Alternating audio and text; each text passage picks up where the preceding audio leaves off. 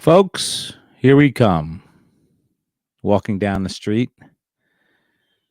we get the funniest looks from everyone we meet. Hey, we're the Monkees, and it's 1966, and Donruss has produced the Monkees Colored Series. I'm sorry, the Color Series A. Monkees, wow, what a time to be alive. What a time to be a pseudo muso. Let's put four folks together and do a TV show and release some hit singles, and perhaps those people can milk that for the rest of their careers. So Jetty Spaghetti's over there slumbering away.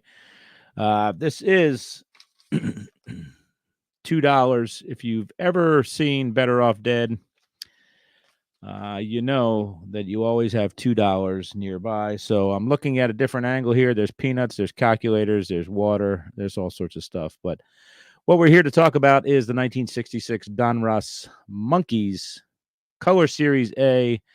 And let's get to it, shall we? Let's get loud. Two of these, I say. And let's talk to OPG to see what they have to say. It says no description available, but there are 44 total cards. $2 average value, $88 total value. A set of these between $40 and $80. Let's get to TCDB, and then perhaps we'll talk about the Monkees in more depth. Interesting cards here. They are kind of sepia slash, I don't know, some sort of weird tone color. I don't know. Sepia is a little more brown than what we're showing here. But let's look at the packaging here. Well, let me go back a second. Again, 44 cards, 1966 tops, or Donruss, the Monkees. There's the box. It's got Peter, Mickey, Davy, and Mike Nesmith on the cover. The famous Donruss logo appears on the front of this box. This is the same logo that would appear in the 80s on cards. So kudos to them for sticking with that.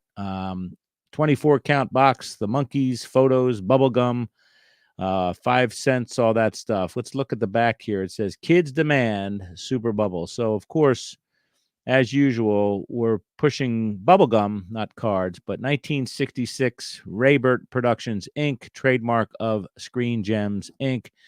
That's the Hollywood part that's going on here. Otherwise, Donruss Company, manufacturer, Memphis, Tennessee, made and printed in USA, gum-based sugars, corn syrup, natural and artificial flavors, and U.S. certified color. Contents, 1 slab bubble gum and picture cards. Copyright, BLW.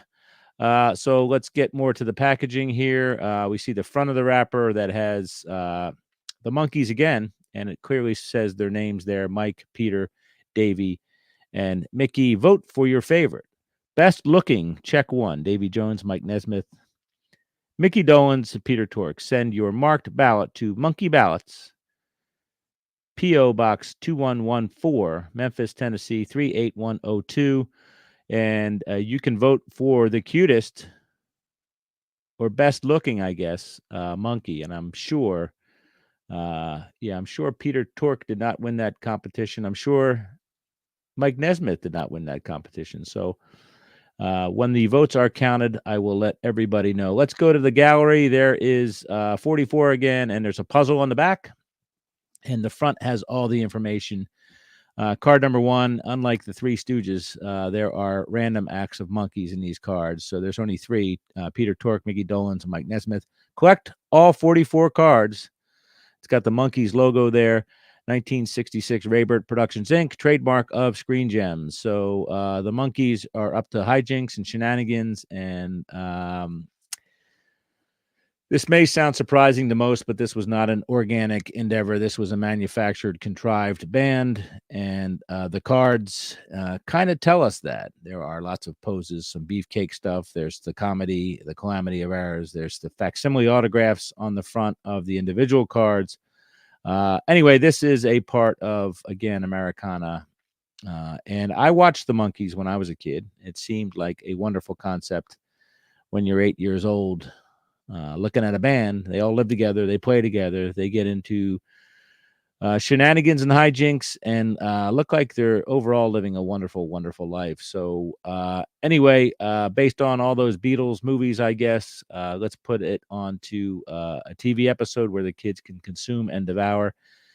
Auditions were had for this band, and rumor has it Stephen Stills was in the running until they saw his teeth. He's a bit of a snaggletooth gentleman, so he was denied entry into the Monkees, even though he was probably or would have been their most talented musician.